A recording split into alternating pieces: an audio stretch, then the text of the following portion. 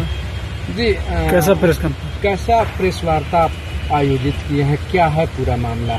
देखिए, कल की घटना है बांसडी कोतवाली की। यहाँ तहसील में हल्का फुल्का विवाद हुआ था एसडीएम के स्टेनर से, तो मामला शांत हो गया था।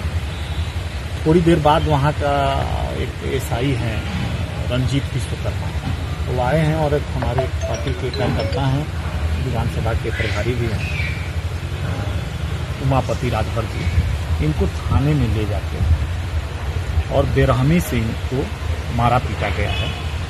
उसमें कल मैं जब सुना तो भाग के यहाँ आया बांसडी कोतवाली में। वहाँ से हमने कप्तान साहब को फ़ोन भी किया। कप्तान साहब यहाँ कोतवाल को भी बड़ा बोले, सीओ साहब को लगाए, एसडीएम साहब भी भाग के आए।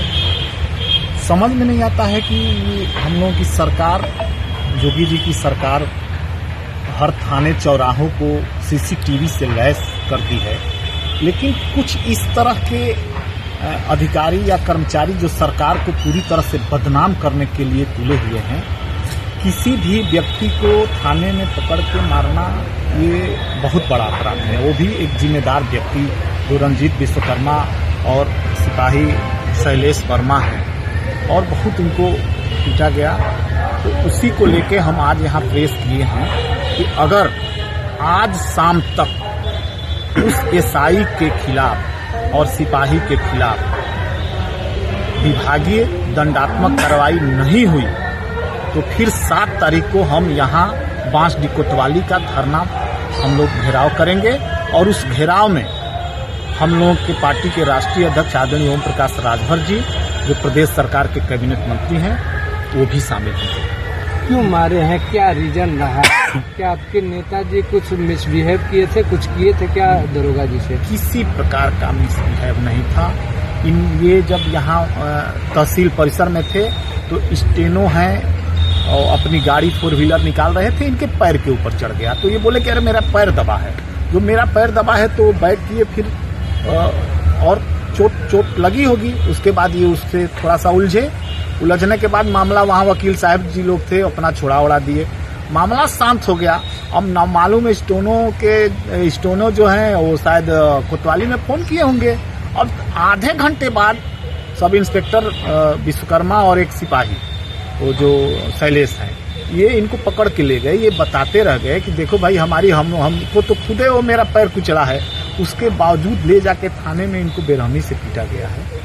उसी के परिप्रेक्ष्य में आज कल हम लोग उनको तहरीर भी दे दिए हैं। अगर आज शाम तक कार्रवाई नहीं होती है तो फिर परसों हम लोग 7 तारीख को घेराव करेंगे। अच्छा, मान लीजिए अधिकारी का फोन गया, पुलिस वहाँ मौके पहुंची तो पहले मामले की जांच भी कर सकती थी, तो क्या अधिकारी को फेवर करते हुए बिना जांच के ही किसी को पीट देना उचित है? और यही तो बात है ना, यही कुछ सरकार के ऐसे अधिकारी कर्मचारी हैं जो पूरी तरह से सरकार को बदनाम करने में लगे हुए हैं।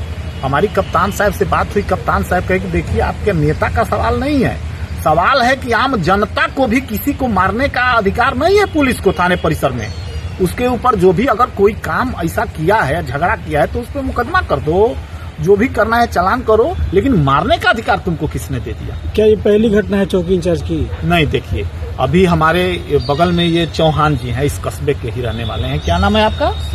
शंभूनाथ जी हैं, और ये रमाकांत जी हैं।